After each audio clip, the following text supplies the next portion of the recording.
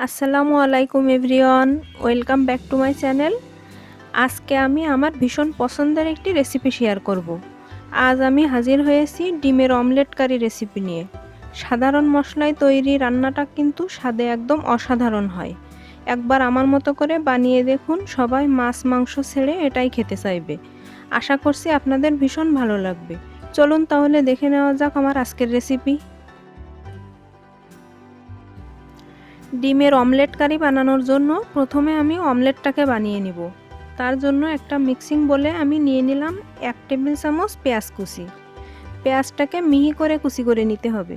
আর এখানে দিচ্ছি 2-3টা কাঁচামরিচ, সামান্য একটু লবণ দিয়ে দিলাম, আর দিচ্ছি সামান্য একটু হলুদ গুঁড়া।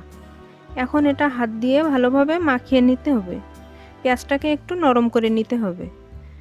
আর এই ডিমের অমলেটটা বানাতে কিন্তু খুব বেশি পেঁয়াজ ব্যবহার করার দরকার নেই, এবং ঝালটাও এখানে আপনারা আপনাদের পছন্দ মতো দিবেন। ভালোভাবে মাখিয়ে নেওয়া হয়ে গেলে এখন এর মধ্যে 2টা ডিম ভেঙে নিচ্ছি। এরপর একটা কাঁটা চামচের সাহায্যে ডিমটা খুব ভালোভাবে ফেটিয়ে নিতে হবে। লবণটা ডিম দেওয়ার পরে ব্যবহার করলে অনেক সময় দেখা যায় লবণটা এক জায়গায় থেকে যায়, সব জায়গায় ভালোভাবে মেশে না। তবে লবণটা যদি পেঁয়াজের সাথে মিশিয়ে নেওয়া হয় তাহলে সব জায়গায় সমানভাবে মিশে যায়। ডিমটা ভালো মতো ফেটিয়ে নেওয়া হয়ে গেছে, এখন এটা ভাজতে চলে যাব। তার জন্য চুলায় একটা ফ্রাই প্যানে দিয়ে দিলাম 1 টেবিল চামচ তেল। এখন কড়াইটাকে এভাবে ঘুরিয়ে তেলটা কড়াইয়ের চারিপাশে মাখিয়ে নিচ্ছি। এরপর তেলটা ভালো মতো গরম হয়ে গেলে এর মধ্যে আগে থেকে ফেটিয়ে রাখা ডিমটা দিয়ে দিতে হবে, এবং ডিমটা এভাবে করে চারিদিকে ছড়িয়ে দিতে হবে। ডিমটার একটা সাইড ভাজা হয়ে গেলে আমি এভাবে করে ফোল্ড করে দিচ্ছি। আর এ পর্যায়ে গ্যাসের ফ্লেমটা মিডিয়ামে রাখতে হবে। এভাবে ফোল্ড করে অমলেট বানালে কিন্তু অমলেটটা দেখতেও ভালো লাগে এবং খেতেও ভীষণ ভালো লাগে। এরপর দুটো সাইডই উল্টে পাল্টে ভালোভাবে ফ্রাই করে নিতে হবে। আর একটু লালচে করে ফ্রাই করলে কিন্তু অমলেটটা খেতে অনেক বেশি ভালো লাগে। অমলেটটা ফ্রাই করা হয়ে গেছে, এখন এটা আমি টুকরো করে কেটে নিব। আপনারা আপনাদের পছন্দ মতো সাইজ করে কেটে নিতে পারেন। আমি এরকম সাইজ করে কেটে নিচ্ছি। আর এগুলো কিন্তু ঝোলের মধ্যে দেওয়ার পর ফুলে ডাবল হয়ে যাবে। এখন এগুলো ফ্রাই প্যান থেকে উঠিয়ে নিচ্ছি। ওই একই প্যানের মধ্যে আমি আবারও দিয়ে দিচ্ছি 3 টেবিল চামচ তেল। তেলটা হালকা গরম হয়ে গেলে এর মধ্যে দিয়ে দিলাম 1/2 কাপ পেঁয়াজ কুচি। পেঁয়াজটা তেলের মধ্যে হালকা 2-3 মিনিটের মতো ভেজে একটু নরম করে নিচ্ছি। ভেজে একদম লাল করার দরকার নেই, হালকা নরম হলেই হবে। এখন এর মধ্যে দিয়ে দিচ্ছি 1/2 চা চামচ আদা বাটা, আর দিলাম 1 চা চামচ রসুন বাটা। এখন আদা রসুনটাকেও পেঁয়াজের সাথে 1-2 মিনিট ভেজে নিব। ভেজে নেওয়া হয়ে গেলে এখন এর মধ্যে গুঁড়া মশলাগুলো অ্যাড করব। প্রথমে দিয়ে দিচ্ছি স্বাদমতো লবণ, দিচ্ছি 1 চা চামচ হলুদ গুঁড়া, 1 চা চামচ লাল মরিচের গুঁড়া দিয়ে দিলাম, 1/2 চা চামচ দিয়ে দিলাম জিরার গুঁড়া। সবশেষে দিয়ে দিচ্ছি 1/2 চা চামচ ধনিয়া গুঁড়া। এখন এর মধ্যে সামান্য একটু পানি দিয়ে দিচ্ছি যাতে গুঁড়া মশলাগুলো পুড়ে না যায়। এবার এই সব উপকরণ খুব ভালোভাবে 3-4 মিনিট ধরে কষিয়ে নিতে হবে।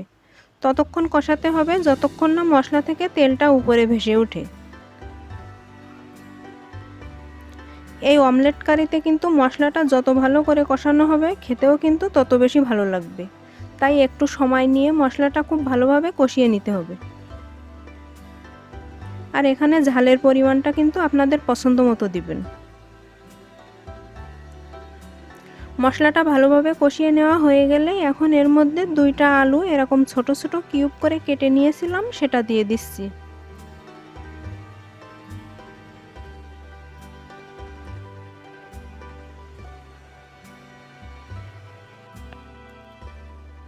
এখন মশলার সাথে আলুটাও সামান্য 2-3 মিনিট কষিয়ে নিতে হবে।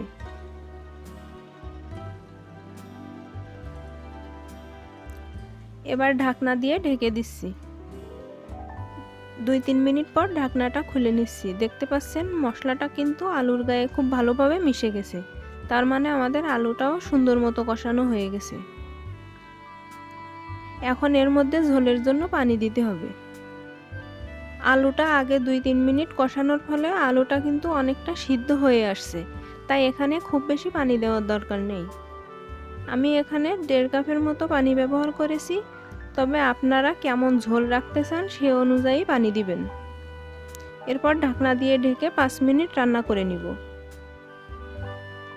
5 মিনিট পর ঢাকনাটা খুলে নিয়ে একটু নেড়ে চেড়ে দিচ্ছি। রান্নার মধ্যে মাঝে মাঝে এভাবে একটু নেড়ে দিবেন যাতে করে মশলাটা প্যানের নিচে লেগে না যায়।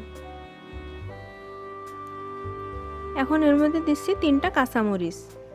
এই রান্নার মধ্যে কাঁচামরিচটা ব্যবহার করলে কিন্তু এর মধ্যে কাঁচামরিচের খুব সুন্দর একটা ফ্লেভার পাওয়া যায়। আর দিয়ে দিচ্ছি আগে থেকে যে অমলেটটা বানিয়ে রেখেছিলাম সেটা। ডিমের অমলেটটা দিয়ে দেওয়ার পর আমি আবারও ঢাকনা দিয়ে ঢেকে 4-5 মিনিটের মতো রান্না করব। 5 মিনিট পর ঢাকনাটা আবারও খুলে নিচ্ছি। আমার রান্নাটা কিন্তু অলমোস্ট হয়ে গেছে।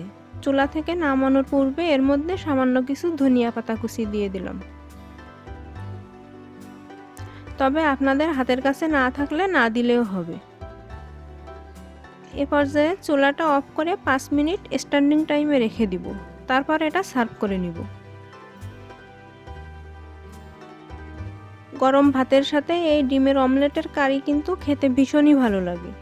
আর আপনাদের বাড়িতে যদি মাছ মাংস কিছুই না থাকে তাহলে এভাবে একবার বানিয়ে দেখতে পারেন। আশা করি আপনাদের সকলেরই ভালো লাগবে। এটা মাছ মাংসের স্বাদকেও হার মানাবে।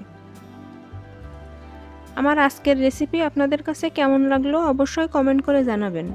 ভিডিওটি ভালো লাগলে ভিডিওটিতে একটা লাইক দিবেন এবং আমার চ্যানেলে নতুন বন্ধু হয়ে থাকলে চ্যানেলটাকে সাবস্ক্রাইব করার অনুরোধ রইল। আর পাশে থাকা বেল আইকনটি অবশ্যই প্রেস করে দিবেন, কারণ আমি চ্যানেলে যখনই নতুন কোনো রেসিপি শেয়ার করব নোটিফিকেশান আপনাদের কাছে পৌঁছে যাবে। আজকের মতো এ পর্যন্তই। আবারও হাজির হব নতুন কোনো রেসিপি নিয়ে। সে পর্যন্ত সবাই ভালো থাকবেন, সুস্থ থাকবেন। আল্লাহ হাফেজ।